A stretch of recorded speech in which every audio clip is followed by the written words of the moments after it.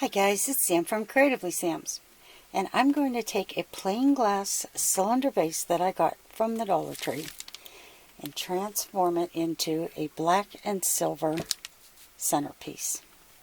If you want to see how I did this, stay tuned. It's coming up next.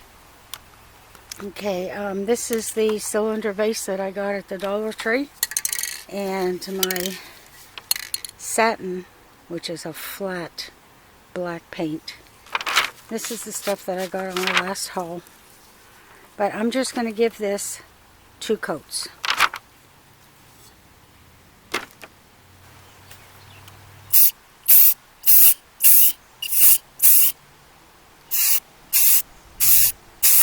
And the reason that I've got it upside down is because I don't want any paint to get inside the vase.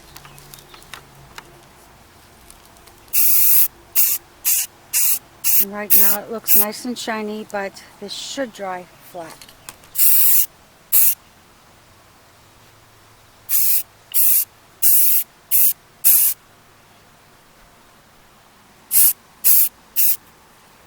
Okay, and I'll be back when it's time to do the second.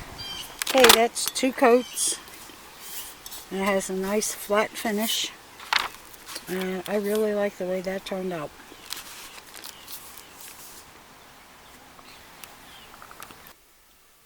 I honestly couldn't decide what I wanted to do with this.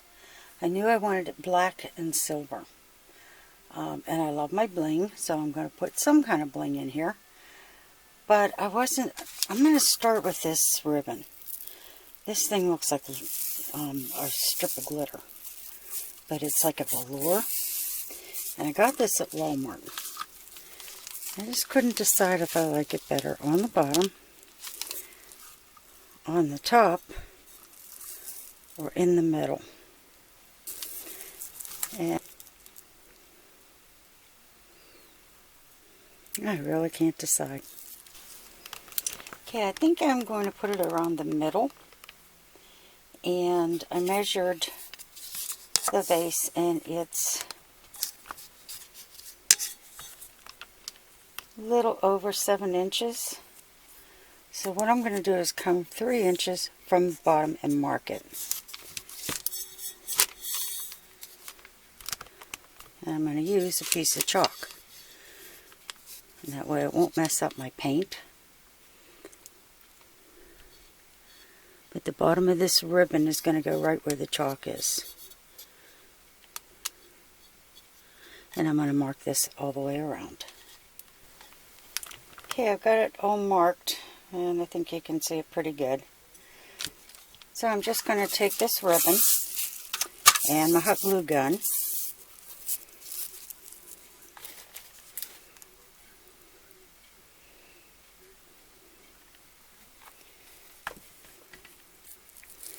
And like I said, this is going to go just about to the bottom of this, of the little dots. That way it's covering it, but it's kind of to the center, but enough where flowers won't cover it up. Okay, I'll be back when I get this all the way around, and then we'll add the next step. Okay, I got out some of my diamond wrap that has the black backing. I got this at Walmart ages ago. And I like the idea of the black because it's not going to show through. So what I'm going to do is, I think maybe 3 rows on either side of the ribbon. Okay, I'm going to put this seam in the back where the ribbon seam is. And I'm going to put the glue only on the where the little gemstones are on the back. And that way they shouldn't bleed through. Because pretty much everything is going to show up on black.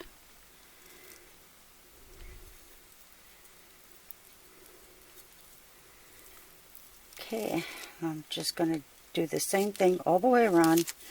And with this one, do it on this side of the ribbon. Okay, you may remember these from my Walmart haul, and some of them are chrome looking and some of them are glittery. And I'm going to place a few here and there and then decide if I want to add anything else. Okay, I actually used the whole package of stars to go all the way around, and there were 3 different kinds. This one's a little thicker, this is thinner, and this is the chrome looking ones.